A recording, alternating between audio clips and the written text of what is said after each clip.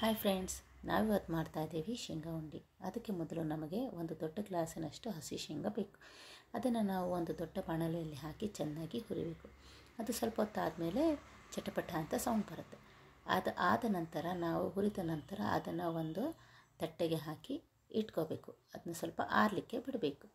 ಆನಂತರ ಅದೇ ಬಾಣಲೆಯಲ್ಲಿ 2 ಸ್ಪೂನ್ ಬಿಳಿ ಎಳ್ಳನ್ನು ಹಾಕಿ ಚೆನ್ನಾಗಿ ಹುರಿಬೇಕು. ಅದು ಸ್ವಲ್ಪ ಹೊತ್ತು ಆದ ನಂತರ ಚಟಪಟ ಅಂತ ಸೌಂಡ್ ಬರುತ್ತೆ.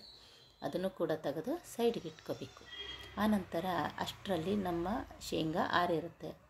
ಆರಿರೋ ಶೇಂಗಾನ ನಾವು ಒಂದು ಮಿಕ್ಸಿ ಜಾರ್ನಲ್ಲಿ ಹಾಕಿ ಅದಕ್ಕೆ 1 ಕಪ್ ತುರಿದ ಬೆಲ್ಲವನ್ನು ಸೇರಿಸಬೇಕು. 2 ಆದಮೇಲೆ ಅದು ಸ್ವಲ್ಪ ಉದುರಾಗಿ ಇರುತ್ತೆ. ಮಿಕ್ಸಿ ಆದಮೇಲೆ ಅದಕ್ಕೆ ನಾವು ಬಿಳಿ ಎಳ್ಳನ್ನು ಕೂಡ ಸ್ವಲ್ಪ ಸೇರಿಸ್ಕೋಬೇಕು. ನಾವು ಹುರಿದಿಟ್ಟಂತಹ ಬಿಳಿ ಎಳ್ಳನ್ನು ಸೇರಿಸ್ಕೋಬೇಕು.